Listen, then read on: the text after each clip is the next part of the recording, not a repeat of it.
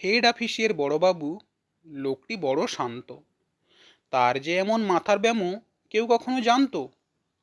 দিব্যি ছিলেন খোশ মেজাজে চেয়ারখানি চেপে, একলা বসে ঝিমঝিমিয়ে হঠাৎ গেলেন খেপে।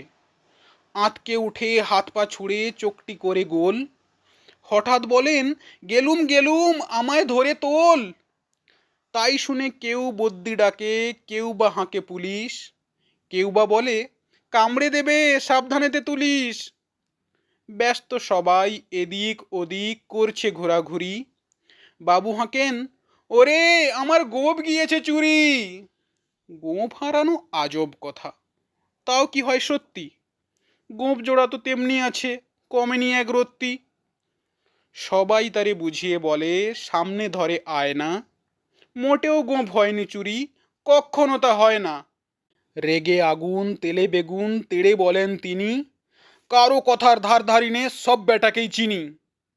নোংরা ছাঁটা খ্যাংরা ঝাঁটা বিচ্ছিরি আর ময়লা, এমন গোঁফ তো রাখতো জানিস শ্যামবাবুদের গয়লা।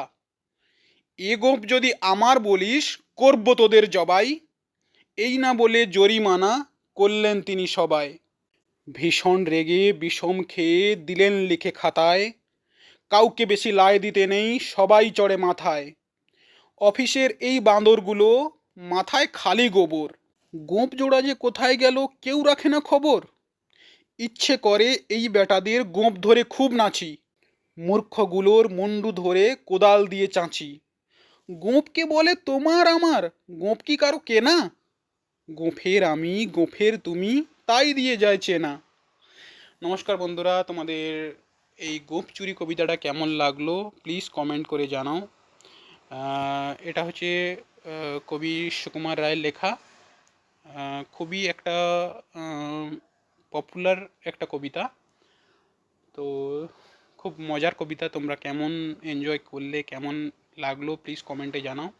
যারা আমার নতুন বন্ধু আমার চ্যানেলে এসছো তারা প্লিজ চ্যানেলটাকে সাবস্ক্রাইব করে পাশে থাকা বেল আইকনটা প্রেস করে দাও, যাতে আমি নিত্য নতুন ভিডিও যখনই আপলোড করব তোমাদের কাছে তার নোটিফিকেশানটা পৌঁছে যায় আর তোমরা আমার ভিডিও ঝটপট দেখতে পারো। আর যারা আমার পুরানো বন্ধু তাদেরকে অসংখ্য অসংখ্য ধন্যবাদ আমার পাশে থাকার জন্য, আমাকে সাপোর্ট করার জন্য। সবাই খুব ভালো থাকো, সুস্থ থাকো।